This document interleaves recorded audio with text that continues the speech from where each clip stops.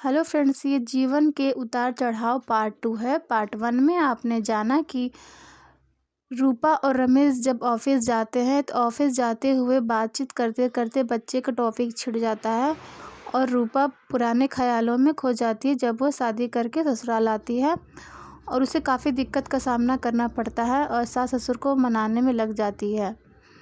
अब आगे की कहानी स्टार्ट करते हैं।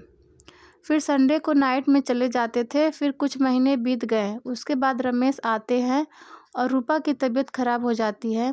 उसे अचानक से सुबह में उल्टियाँ चक्कर आने लगते हैं। फिर रूपा प्रेगनेंसी किट मंगाकर प्रेगनेंसी चेक करती है तो प्रेग्नेंट रहती है और उन लोगों की बातें उसकी सास सुन लेती है। वह दोनों बोलते हैं, यार बच्चा अभी नहीं चाहिए। लेकिन फिर रूपा बोलती है, मुझे बच्चा चाहिए। रमेश बोलता है, नहीं यार, अभी कैरियर बनाना है, अभी इतना नहीं हो पाएगा। बच्चा और सब कुछ कैसे मैनेज करेंगे, मुझसे नहीं हो पाएगा बस। और रूपा मान जाती है। मन ना होते हुए भी वह बोल देती है, ठीक है, जैसी आपकी इच्छा। और यही सब बातें रमेश की माँ सुन लेती है। रमेश उसे हॉस्पिटल लेकर जाता है। बोलता है, मम्मी, रूपा को अभी बाहर ले जा रहा हूँ और थोड़ी देर में आता हूँ। फिर जब दोनों घर आते हैं तो रूपा की तबीयत ठीक नहीं है। यह देखकर उसकी मम्मी को पता चल जाता है कि यह लोग प्रेगनेंसी अबॉर्ट कराकर आए हैं। उसकी मम्मी चिल्लाने लगती है ज़ोर ज़ोर से कि देखो देखो ज़रा, ये आजकल की पढ़ी लिखी लड़कियां ऑफिस जाती हैं और बच्चा नहीं संभाल सकती हैं। और देखो, इसलिए मैं मना कर रही थी कि नहीं, मुझे ये बहू नहीं चाहिए, लेकिन रमेश ज़बरदस्ती से मेरी बहू बनाकर लेकर चला आया। अब देखो इनके कारनामे। रमेश से यह सब बर्दाश्त नहीं होता है और बोलने जाता है कि मम्मी मैंने। तभी रूपा हाथ पकड़ लेती है और जैसे ही माहौल शांत होता है फिर रमेश बोलता है, यार तुमने मुझे मम्मी को बताने क्यों नहीं दिया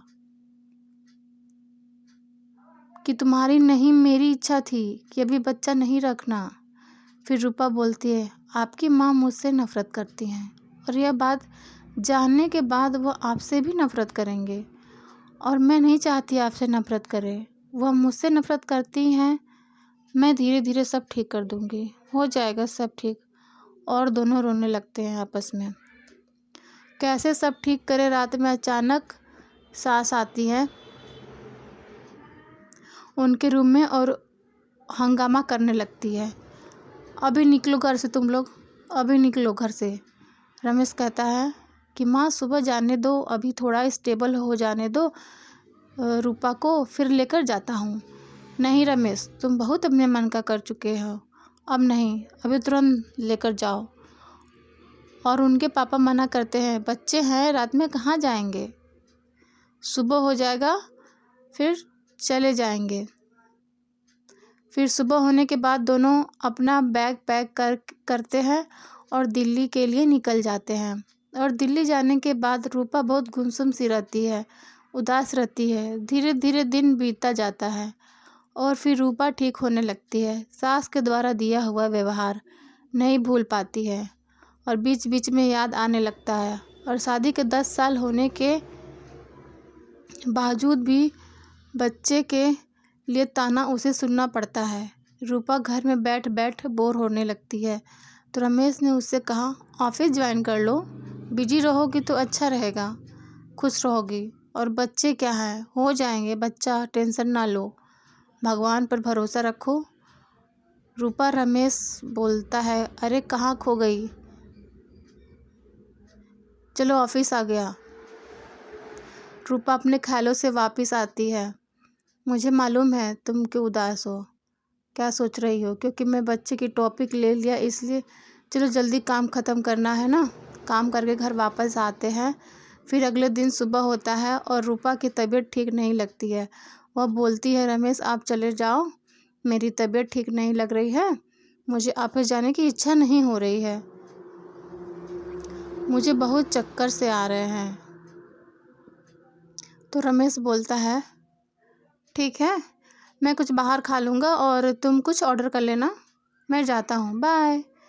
फिर रमेश शाम को घर आता है और रूपा बोलती है, हम मम्मी पापा बनने वाले हैं। फिर रमेश खुशी से उछल पड़ता है और तुरंत फ़ोन करता है, बोलता है मम्मी पापा को बताता है कि आप दादी दादा बनने वाले हो, और वो बहुत खुश हो जाते हैं और उसी वक्त निकल आते हैं दिल्ली के लिए। और अपनी बहू पर किया हुआ व्यवहार के लिए वह शर्मिंदा होती हैं। रमेश की माँ रूपा से बोलती है, और कैसी हो, मुझे माफ़ कर दे, मुझे समझना चाहिए था तूने मेरे बेटे को बचाया, मुझे माफ़ कर दे। कोई बात नहीं मम्मी, मैं सब भूल चुकी हूँ, और आप लोग को भी तो बहुत दौड़ भाग करना है अपने पोते पोती के साथ, और आपको यहीं पर रहना है, अब गाँव नहीं जाना है, और सब खुशी खुशी रहते।